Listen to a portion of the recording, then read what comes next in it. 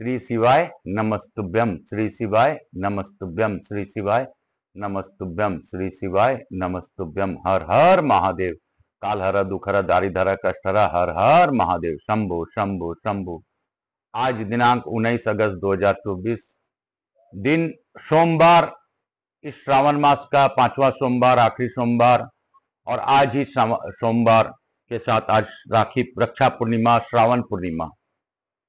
आज के दिन राखी का त्योहार मनाया जाता है। मेरे भोलेनाथ की दया से आज सभी पर अखंड कृपा बनाए रखे। जो मेरी माताएं बहनें, जो मेरी दीदी हैं, मेरी चाची हैं, मेरी भाभियां हैं, जो भी मुझे राखी बांधती हैं, सबको मैं प्रणाम करता हूं, नमस्कार करता हूं। और मेरी बुआओं को भी नमस्कार करता हूं और उनसे प्रार्थना करते हुए यह अनुरोध करता हूं कि आपके जीवन में कष्ट दूर हो और आप मुझे रक्षा सूत्र बांधकर रक्षा का प्रण करें। कालहर दुखहर दारिधर कष्टहर, मानस रूप से आप हमें रक्षा सूत्र बांधकर, ऐसा मानिए मैं बैठा हूं और आप मुझे रक्षा सूत्र बांध रहे हैं। माँ, मेरी बहनें, मेरी माताएं, मेरी चाची, मेरी जो भी बुआ है, दीदी है, सबको मैं प्रणाम करते हुए आज अल्प कथा में रक्षाबंधन के बारे में भी बताना चाहूंगा। उससे पूर्व मैं देवताओं का आह्वान कर लूं, फिर मैं थोड़ा कथा की चर्चा करूंगा।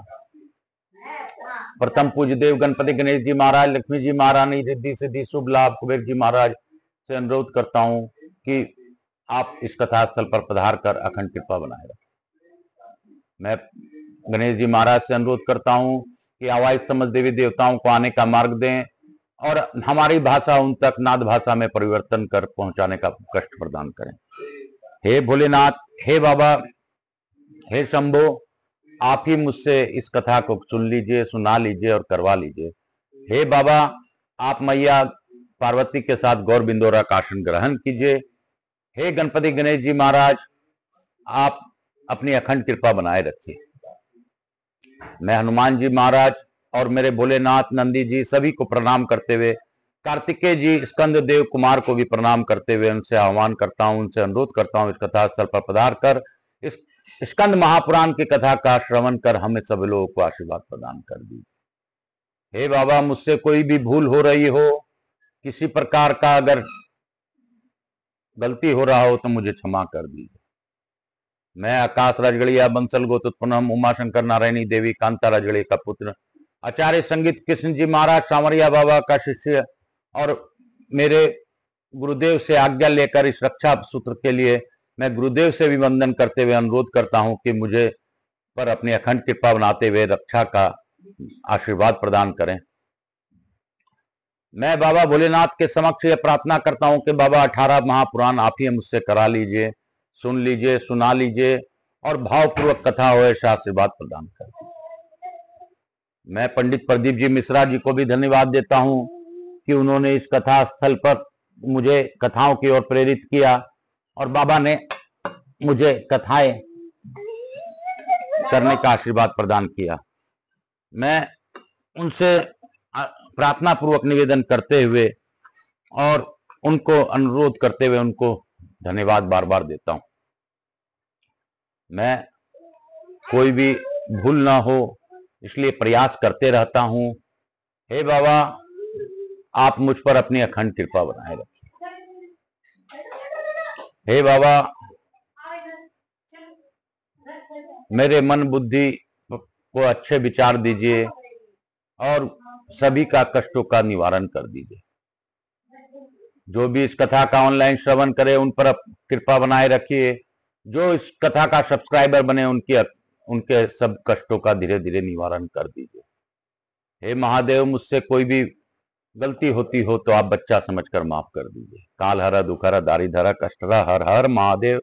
बाबा, मेरे तो बहुत से कष्ट हैं, आप सभी को जानते हैं। मैं अपना कष्ट और मुझसे जुड़े सभी लोगों का कष्ट आप जानते हुए आप ही निवारण कर दीजिए। काल हर दुखहर दारिधर कष्टहर, शंभु शंभु शंभु शंभु शंभु शंभु शंभु। आज मैं कुछ अल्प कथा बताना चाहता हूं। हम लोग जानते हैं रक्षा बंधन हम लोग बचपन से ही मनाते आ रहे हैं। हम जब बच्चे पैदा होते हैं तो हमारी माताएं बताती है कि हमें रक्षा सूत्र बांधना चाहिए। और रक्षा सूत्र बंधवाती। हमारी बहनें हो तो बहनें से हम रक्षा सूत्र बंधवाते हैं।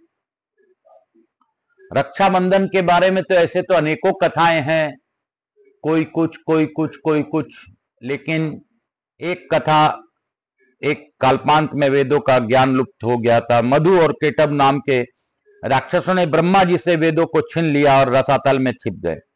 ब्रह्मा जी ने वेदों द्वार के लिए भगवान विष्णु की स्तुति सुनकर भगवान विष्णु ने हयग्रीव के रूप में अवतार लिया। हयग्रीव अवतार में उनकी देह मनुष्य की थी, लेकिन सिर घोड़े का था। भगवान हयग्रीव ने फिर से वेदों का ज्ञान ब्रह्मा जी को दिया। उस दिन श्रावण मास की पूर्णिमा थी। भगवान हयग्रीव बुद्धि के देवता थे। शुक्ल यजुर्वेदीय ब्राह्मण उस दिन को उपाकर्म मानते हैं, जिसमें रक्षा सूत्र भी बांधा जाता है। हयग्रीव के नाम का एक राक्षस भी था, उसका वध भगवान विष्णु ने हयग्रीव अवतार में किया। देवासुर संग्राम में देवताओं का असुरों द्वारा सदा पराजय होती थी। एक बार इंद्राणी ने इंद्र के हाथ पर विजय सूत्र बांधा और विजय का संकल्प कराकर रणभूमि में भेजा। उस दिन युद्ध में इंद्र विजयी रहे।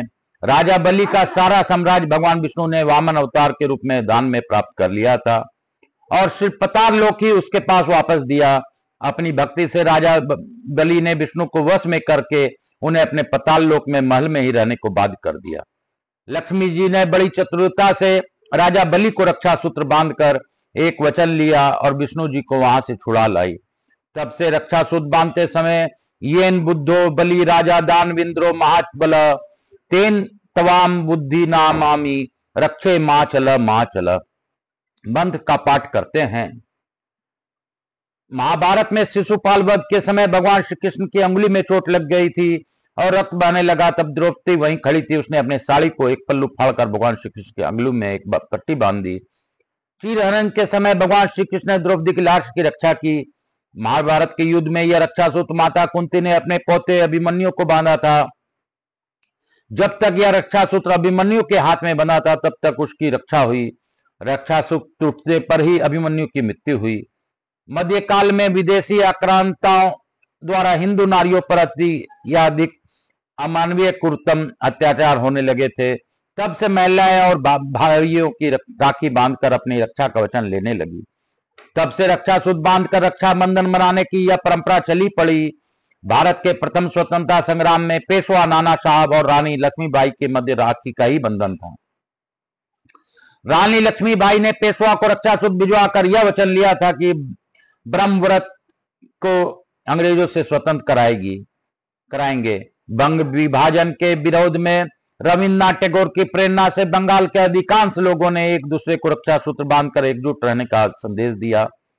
राष्ट्रीय स्वयंसेवक संघ में स्वयंसेवक इस दिन परम पवित्र भगवा ध्वज को राखी बांधते हैं और हिंदू राष्ट्र की रक्षा का संकल्प लेते हैं। श्रावण पूर्णिमा के दिन भगवान शिव धर्म रूपी बैल पर बैठकर अपनी सृष्टि में भ्रमण करने आते हैं। हमारे घर पर भी उनकी कृपा दृष्टि पड़े और वे कहीं नाराज ना हो जाएं, इस उद्देश्य से राजस्थान और आसपास के क्षेत्रों में महिलाएं अपने घर के दरवाजे पर रक्षाबंधन के पर्व से एक दिन पहले सुन मांडती है। इस पावन पर्व पर भगवान से मेरी प्रार्थना है कि धर्म की रक्षा, पुनः प्रतिष्ठा और वैश्वीकरण हो। भारत अपने द्विगुणित परम वैभव को प्राप्त हो, अखंड हो और असत्य न व अंधकार की शक्तियां पराभूत हो। सब तरह के बुरे विचारों और बुरे संकल्पों से हमारी स्वयं की रक्षा भी हो और विश्व का कल्याण हो। और हमारे जिस प्रकार अभी क्रूरता का परिचय दिल्ली और बंगाल में एक डॉक्टर के साथ हुआ, ऐसा ना हो, इसके लिए हमें रक्षा सूत्र का धर्म को पालन करना चाहिए। हमें समझना चाहिए कि हमारे ईश्वर की कृपा से ही हमारा सृष्टि चल रहा है। हम सनातन धर्मी हैं। हमें सनातन धर्म का पालन करना चाहिए और अपने धर्म का पालन करते हुए हमें कृति करनी चाहिए। हमारे जीवन में ईश्वर की कृपा अवश्य होगी और बाबा भोलेनाथ तो हमेशा आपका रक्षा करते हैं और करते रहेंगे। मैं इसके साथ ही आज की इस विशेष चर्चा को आपको बताया प्रयास किया कि आप तक रक्षा सूत्र का सही विधान बता पाऊं, वो आपके जीवन में फलदायी हो और बाबा सभी पर कृपा करें। मैं यही कथा आज सुनाना चाहता था, सो मैंने सुनाया है। और स्कंद महापुराण की आज की कथा मैं अल्प ही रखूंगा, क्योंकि आज रक्षाबंधन का त्योहार है, आप लोगों का भी समय ज्यादा न लेना चाहूंगा। काल हर दुख हर दारिद्र कष्ट हर, हर हर महादेव शंभो शंभो।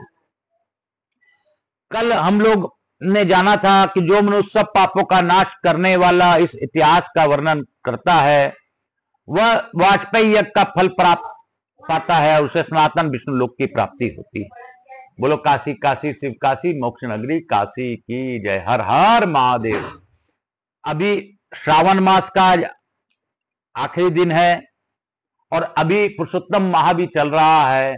इसी अद्भुत माह में शिव और विष्णु का मिलन की कथा आ रही है।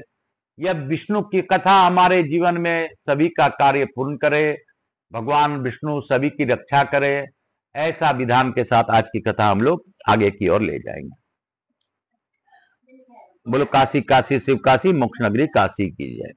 ऋषियों ने पूछा, पौराणिकों में श्रेष्ठ सूर्य इस वेंकटाचल उत्तम धर्म विषयक अनुराग प्रदान करने वाले मुख्य मुख्य तीर्थ कितने हैं? कौन ज्ञानधारक है, कौन भक्ति और वैराग देने वाला है तथा कौन मोक्ष प्रदान करने वाला है? उन सब का वर्णन कीजिए। श्री सूर्य बोले, उत्तम व्रत का पालन करने वाले सोनक, इस श्रेष्ठ पर्वत पर मुख्य मुख्य 108 तीर्थ ऐसे हैं जो उत्तम धर्म में अनुराग प्रदान करने वाले हैं। इन 108 तीर्थों में 60 तीर्थ भक्ति और वैराग्य देने वाला है और उसे वेंकटाचल के शिखर पर 6 तीर्थ मुक्तिदायक माने गए हैं, जिनके नाम इस प्रकार है: स्वामी पुष्करणी, आकाश गंगा, पाप विनाशन, पांडु तीर्थ, कुमार राधिका, कुमाधारिका तीर्थ और तुम्बु तीर्थ। जो मनुष्य इन तीर्थों के महात्म के साथ भगवान विष्णु की भुवन पावनी कथा को सर्वदा श्रवण करते हैं, वे इस लोक में निश्चय ही भगवान विष्णु के भक्त होते हैं।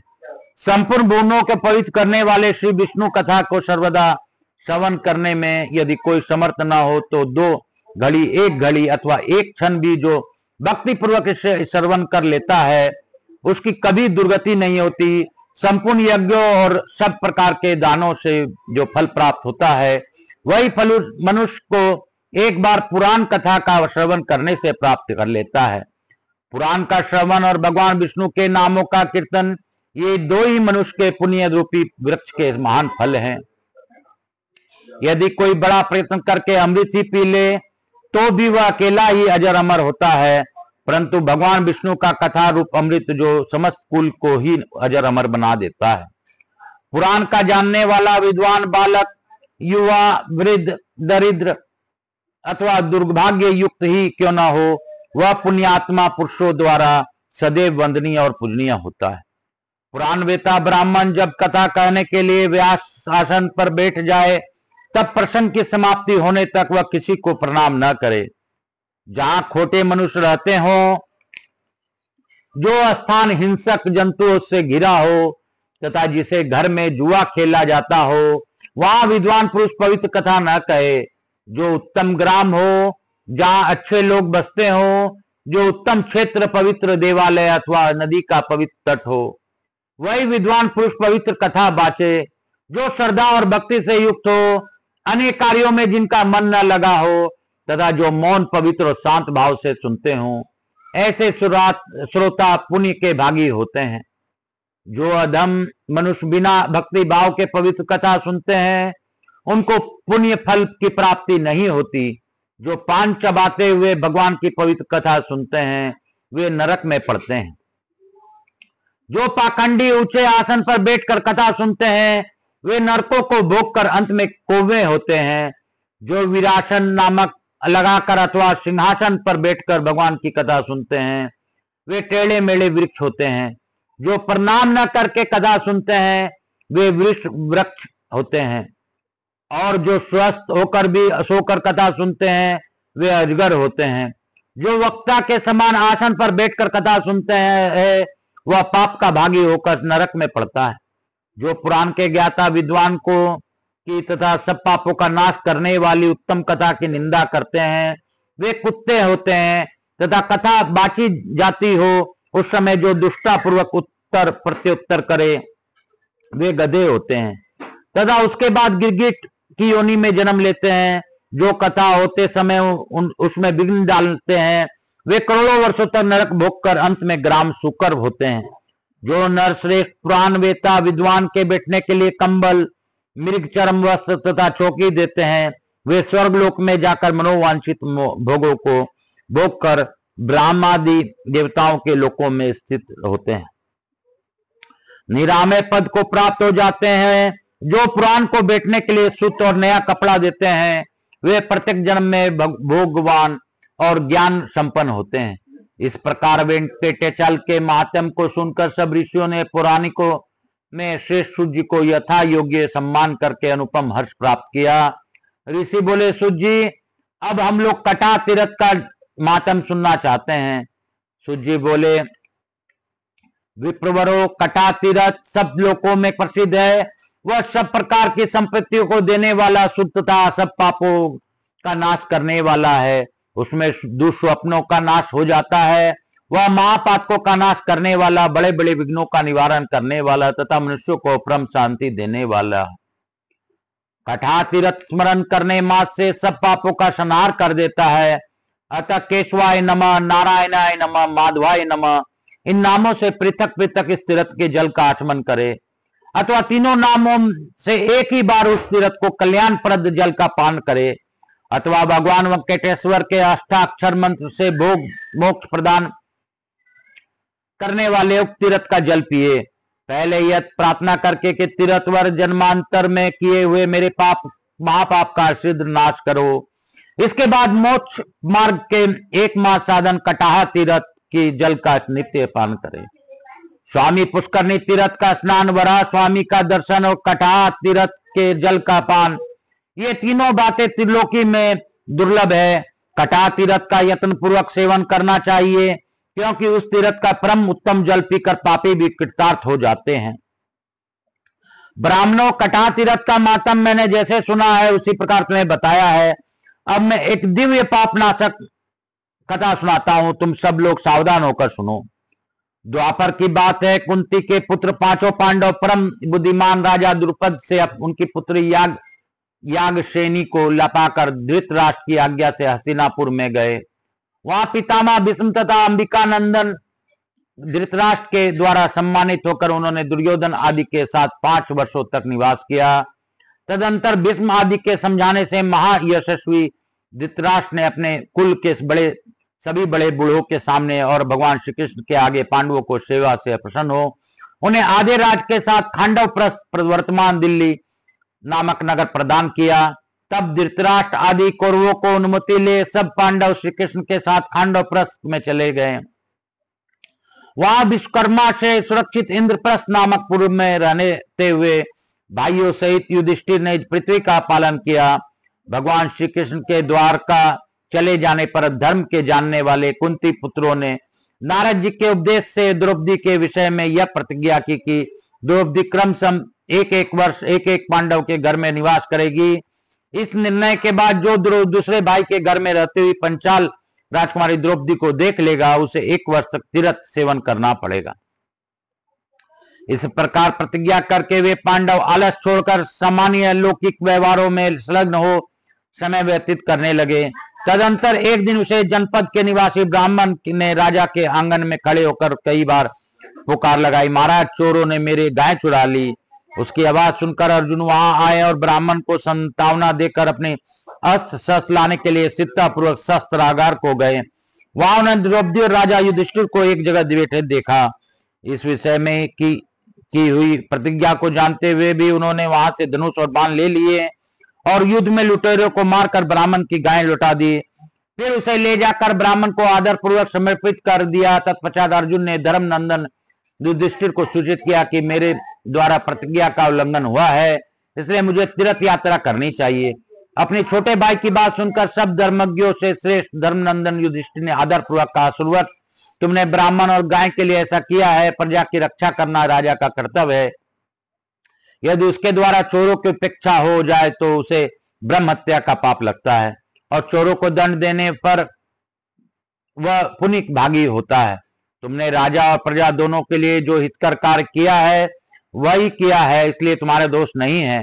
धर्मराज का यह वचन सुनकर सदा धर्म में तत्पर रहने वाले अर्जुन के ने हाथ जोड़कर कहा, भोपाल, आप ऐसा बात न कहें, आप धर्म के सर्वस्व को जानते हैं, धर्म के साक्षात स्वरूप हैं तथा कर्तव्य और अकर्तव्य के ज्ञाता हैं। समर्थ पुरुषों को अपनी की हुई प्रतिज्ञा का कभी उल्लंघन नहीं करना चाहिए, और यदि मुझ पर दया करके मुझे तीर्थों में जाने से रोक देंगे तो संसार के मनुष्य यदि मुझे हत प्रतिज्ञ कहने लगेंगे तो उन्हें कौन रोक सकता है। मेरा मन भी तीर्थ यात्रा की उत्कंठा से उतावला हो रहा है।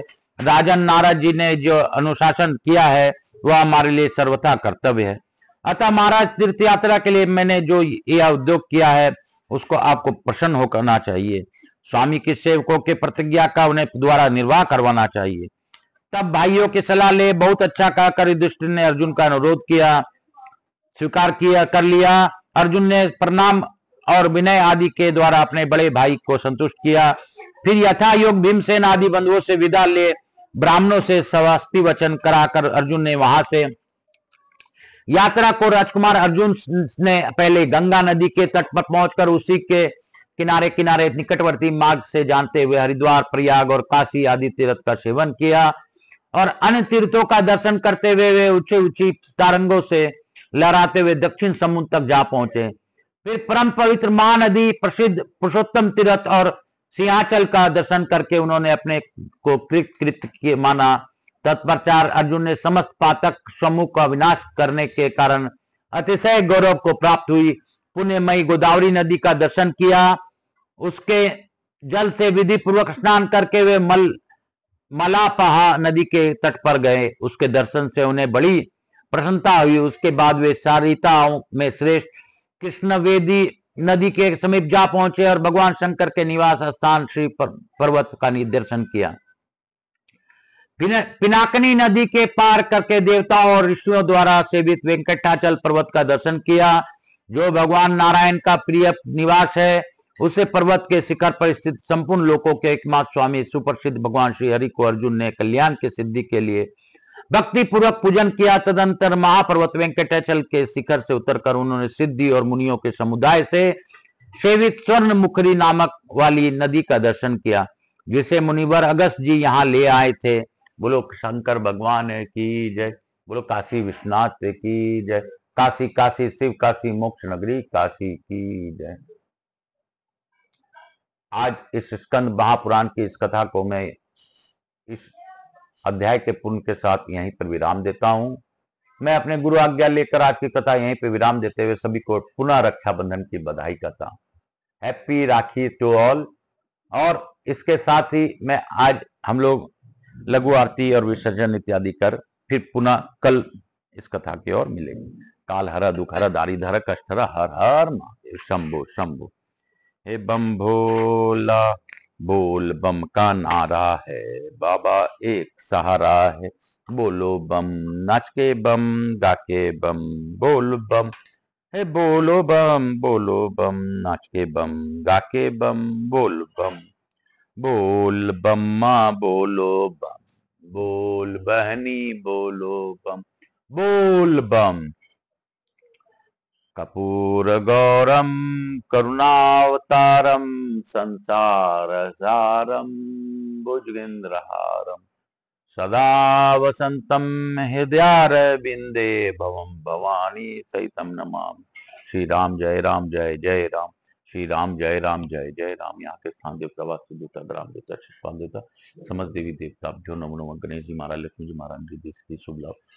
मेरे भोलेनाथ की जय, मैया पार्वती की जय, स्कंद कुमार की जय, मातृदेवी व पितृदेव व सब पितृ देवताभ्याम नमो नमः। हर हर महादेव, हर हर महादेव, हर हर महादेव। काल हर दुख हर दारिद्र सकन पुराण की जय, भक्तवत्सलाय की जय। हर हर महादेव, हर हर महादेव।